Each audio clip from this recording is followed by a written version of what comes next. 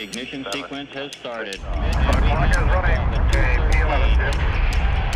Up to 7.6 million pounds of thrust, and it has cleared the tower. Clear the tower. Hi, my name is Ben Feist, and I want you to experience the Apollo missions exactly as they occurred 50 years ago.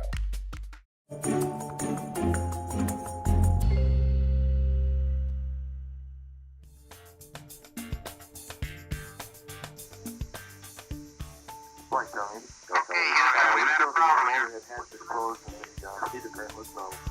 Okay, we got more problems. The original audio for the mission is one of the most interesting components. The audio itself has been in the National Archives on 30-track tapes for the last 50 years, and there was only one machine that could play these tapes back. It was in a very special format, and we had to refurbish that machine and get it working again and have the tapes shipped back from the National Archives to Johnson Space Center, and we carefully digitized them so that we could hear them for the first time.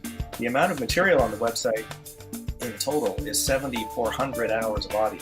But what that means is you can sit in any position in mission control for the whole mission and just be that flight controller. 15 Houston, stand by for mode 1 Charlie.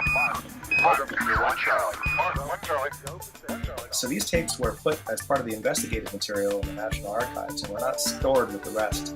So they haven't been heard since 1970.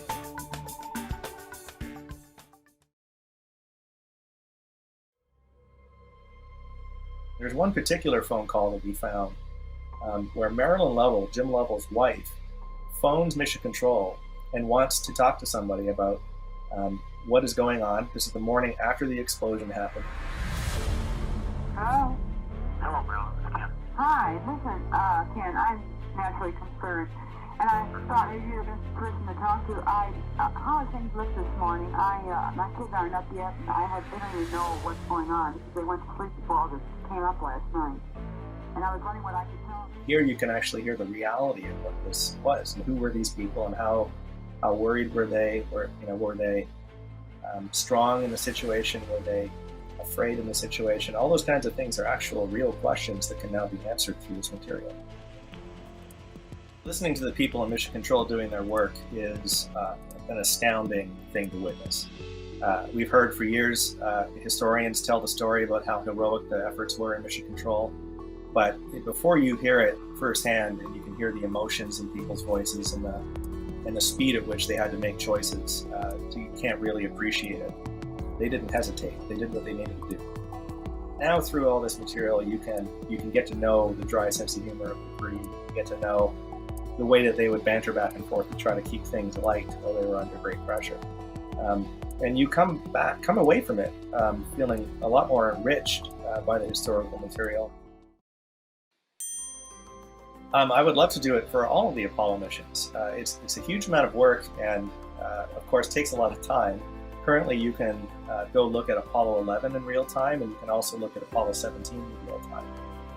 Really getting this material into a situation where people can listen to it and have access to it is the important part of this project. I'm sure in another 50 years there might be another effort to translate them into some other format that will be however we consume our media then, which I can't anticipate.